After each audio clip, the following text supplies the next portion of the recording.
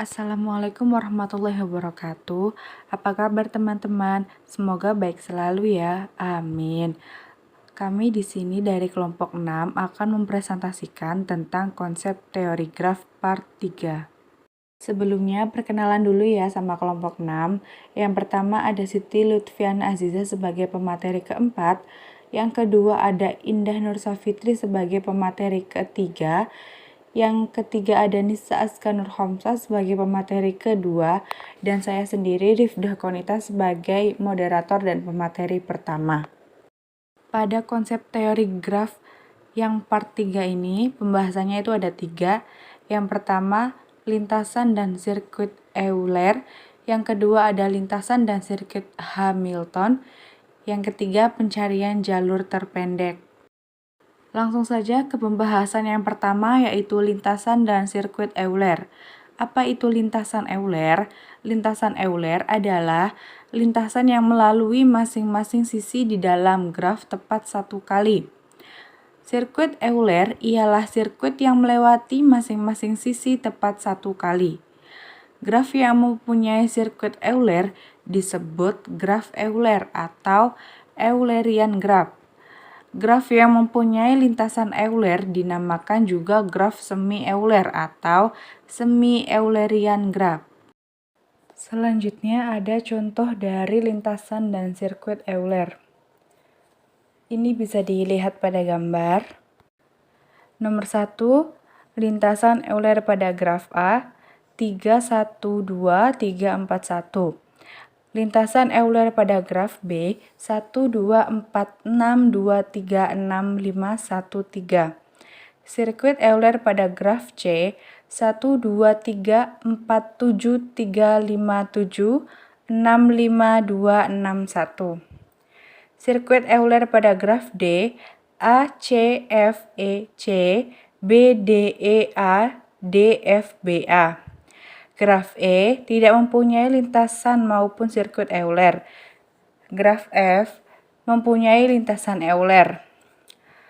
Maka A, B, dan F ini disebut graf semi-Euler. Sedangkan C dan D disebut graf Euler. Dan E bukan graf semi-Euler atau graf Euler.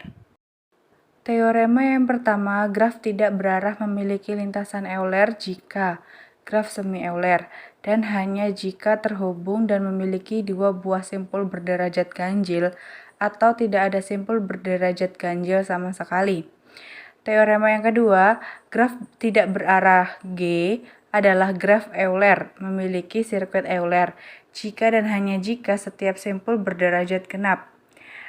Teorema ketiga yang pertama ada graf berarah G memiliki sirkuit Euler jika dan hanya jika G terhubung dan setiap simpul memiliki derajat masuk dan derajat keluar yang sama. Yang B, G memiliki lintasan Euler jika dan hanya jika G terhubung dan setiap simpul memiliki derajat masuk dan derajat keluar sama kecuali dua simpul. Yang pertama memiliki derajat keluar 1 lebih besar derajat masuk, dan yang kedua memiliki derajat masuk 1 lebih besar dari derajat keluar. Ini bisa dilihat pada gambar. Graf A, graf berarah Euler AGCB, GEDFA. Yang B, graf berarah semi-Euler DAB, DCB. Dan yang C, graf berarah bukan Euler maupun semi-Euler. Baik, selanjutnya mengenai lintasan dan sirkuit Hamilton. Lintasan Hamilton ialah lintasan yang melalui tiap simpul di dalam graf tepat satu kali. Sirkuit Hamilton ialah sirkuit yang melalui tiap simpul di dalam graf tepat satu kali, kecuali simpul asal sekaligus simpul akhir yang dilalui dua kali. Nah, fokus dari permasalahan ini yaitu diarahkan pada apakah kita dapat membangun suatu lintasan yang dapat melalui setiap simpul di suatu graf itu tepat satu kali. Adapun perbedaan antara lintasan Hamilton Dan sirkuit Hamilton itu berada pada titik awal dan akhir dari lintasan. Di mana jika titik awal dan akhirnya itu berbeda, maka lintasan itu disebut dengan lintasan Hamilton. Sedangkan jika titik awal dan akhirnya sama, maka itu disebut dengan sirkuit Hamilton. Nah, graf yang memiliki sirkuit Hamilton dinamakan dengan graf Hamilton. Sedangkan graf yang hanya memiliki lintasan Hamilton itu disebut dengan graf semi Hamilton. Nah, dapat dilihat ya contohnya yaitu yang A, B, dan C. Baik, yang pertama itu contoh yang A. Graf yang memiliki lintasan Hamilton misalnya 3, 2, 1, 4. Nah, dapat dilihat ya setiap simpulnya itu dilalui tepat 1 kali. Dan 1, 3 itu tidak perlu dilalui, karena jika 1, 3 dilalui maka dia akan mempunyai simpul lebih dari 1 kali. Maksudnya simpulnya itu dilalui lebih dari 1 kali. Sedangkan fokus dari lintasan Hamilton itu ialah melalui setiap simpul itu tepat 1 kali. Dan yang B, graf yang memiliki lintasan Hamilton 1, 2, 3, 4, 1. Yang C, graf yang tidak memiliki lintasan maupun sirkuit Hamilton. Karena terlihat jelas ya, tidak terdapat lintasan yang dapat menghubungkan keempat simpul yang berada pada graf C tersebut. Baik, selanjutnya contoh dari lintasan dan sirkuit Hamilton, yaitu yang pertama ada dodekahedron Hamilton. Jadi, dodekahedron itu adalah sebuah benda atau benda yang disusun oleh 12 buah pentagonal dan juga di sini ada 20 buah titik sudut. Dan tiap titik sudut itu biasanya diberi nama ibu kota negara. Dan permainan yang dapat dilakukan adalah membentuk perjalanan keliling dunia yang mengunjungi setiap ibu kota tepat 1 kali dan kembali lagi ke kota asal. Nah, yang kedua yaitu graf yang mengandung sirkuit Hamilton. Baik, selanjutnya yaitu mengenai syarat dari lintasan dan sirkuit Hamilton, yaitu teorema yang pertama. Jadi, suatu graf G itu pasti tergolong sebagai graf Hamilton apabila derajat setiap simpulnya itu minimal setengah kali dari jumlah simpul yang ada di graf tersebut.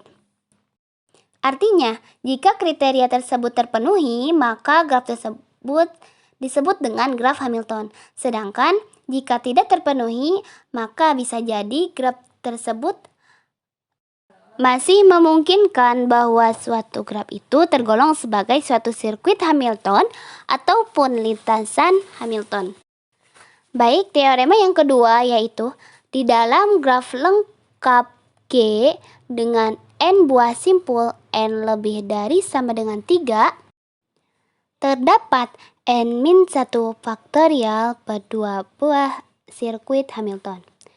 Teorema yang ketiga, graf lengkap G dengan n buah simpul n lebih dari sama dengan 3 dan n itu ganjil, terdapat n-1 per 2 buah sirkuit Hamilton yang saling lepas.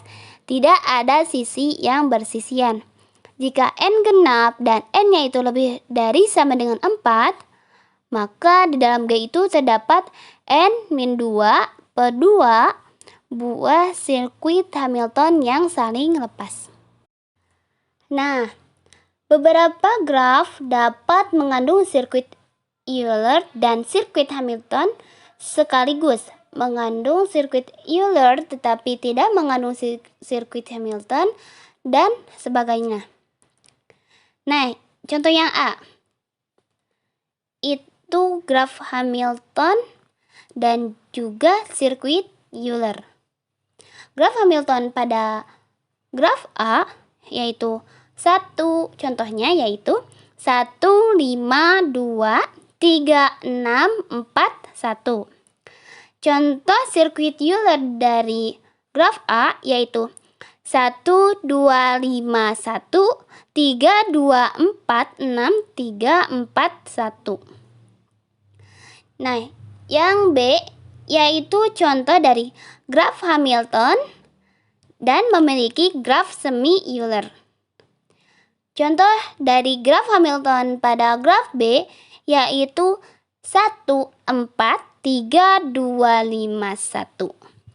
Dan graf semi Euler 3, 2, 5, 1, 2, 4, 1, 3, 4. Baik, selanjutnya ke contoh ya. Contohnya, 9 anggota sebuah klub bertemu tiap hari untuk makan siang pada sebuah meja bundar. Nah, mereka memutuskan duduk sedemikian sehingga setiap anggotanya itu mempunyai tetangga duduk berbeda pada setiap makan siang. Berapa hari pengaturan tersebut dapat dilaksanakan? Nah, ini bisa kita jawab, kita selesaikan dengan teorema yang ketiga, yaitu graf lengkap G dengan N buah simpul N lebih dari sama dengan 3 dan N ganjil terdapat N-1 per 2 buah sirkuit Hamilton yang saling lepas. Kan N-nya itu 9 dan N9 itu merupakan bilangan ganjil dan N-nya itu juga lebih dari sama dengan 3. Jadi, jumlah pengaturan tempat duduk yang berbeda adalah N-1 per 2 sama dengan 9-1 per 2 sama dengan 8 per 2 sama dengan 4. Jadi, jumlah pengaturan tempat duduknya yang berbeda itu ada 4. Ya, gitu. Terima kasih. Pencarian jalur terpendek. Terdapat bermacam persoalan lintasan terpendek antara lain 1. Lintasan terpendek antara dua buah simpul tertentu A. Pair shorter path. Kedua, lintasan terpendek antara semua pasangan simpul all pair shortest path. Ketiga, lintasan terpendek dari simpul tertentu ke semua simpul yang lain single shortest path. Keempat, lintasan terpendek antara dua buah simpul yang melalui beberapa simpul tertentu intermediate short path. Algoritma lintasan terpendek short path. Pertama, algoritma Gradley. Contoh permasalahan, carilah jalur terpendek dari titik kuning ke titik biru. Pilihan awal yang dipilih algoritma adalah A karena A lebih pendek daripada D. Pilihan selanjutnya hanya satu sehingga tidak ada pilihan lain selain B.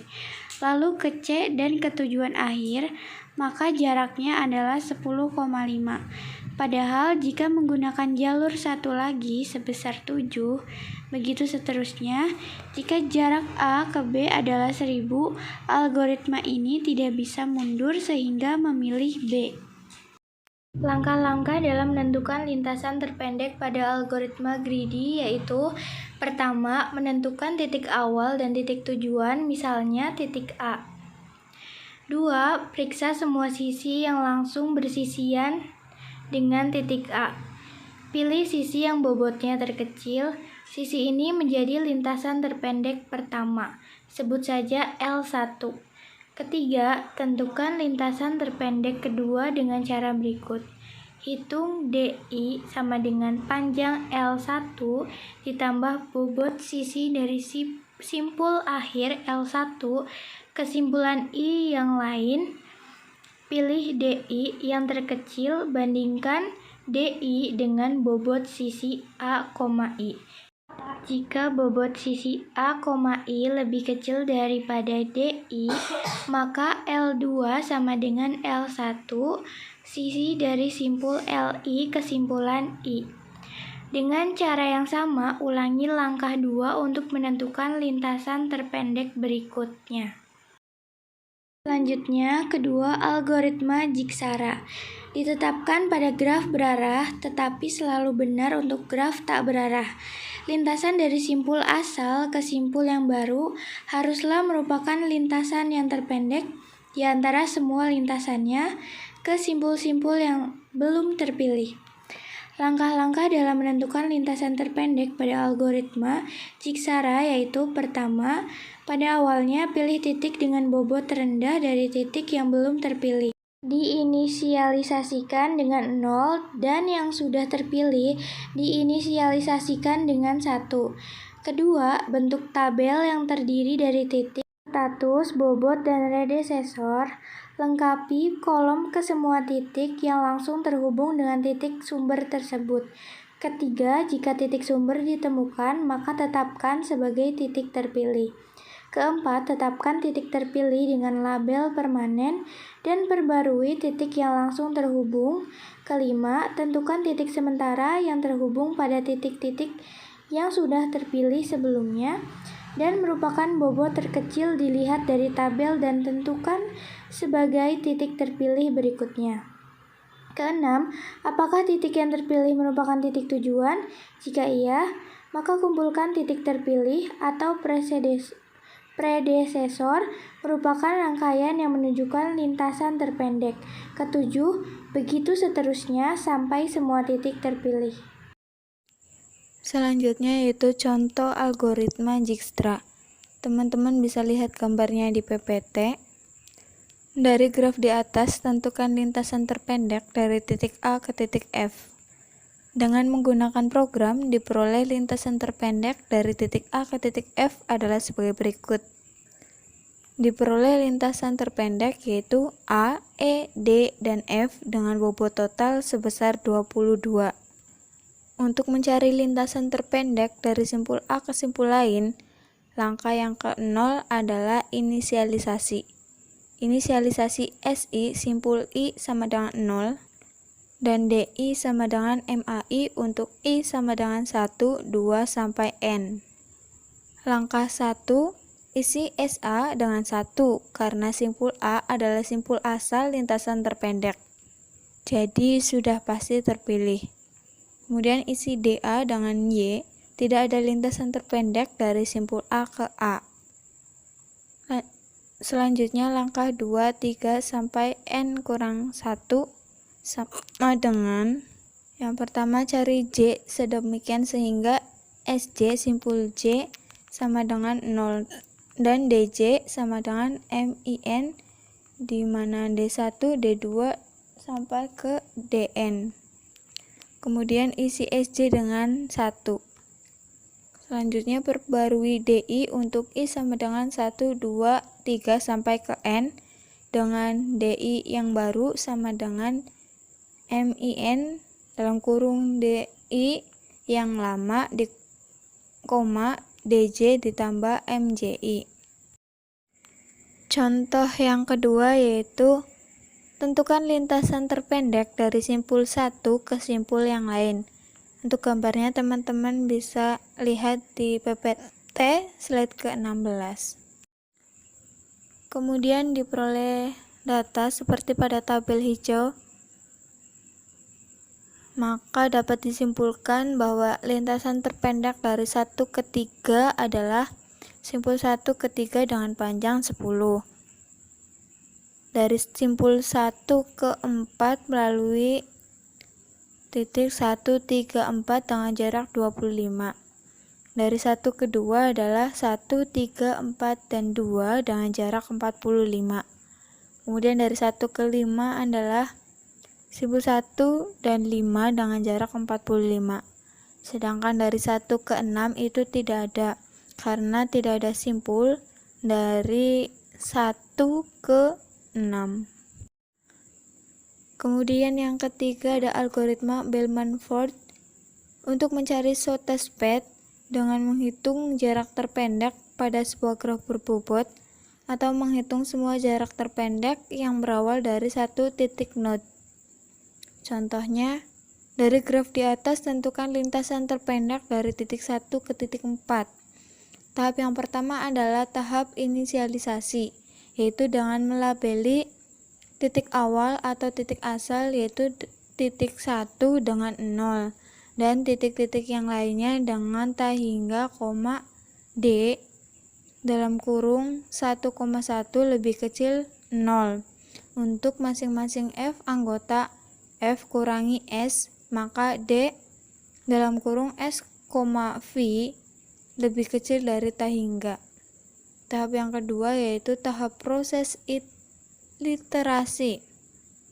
Untuk masing-masing sisi 1, 2 anggota E, maka jika D dalam kurung 1,2 lebih besar dari D dalam kurung 1,2 ditambah W dalam kurung 2,3, maka D dalam kurung 1,2 diganti dengan D dalam kurung 1,2 ditambah W dalam kurung 2,3. Akhirnya diperoleh D dalam kurung 1,4 sama dengan 5 ditambah 4 ditambah 4 sama dengan 13. Maka jarak terpendek dari titik 1 ke titik 4 adalah 13.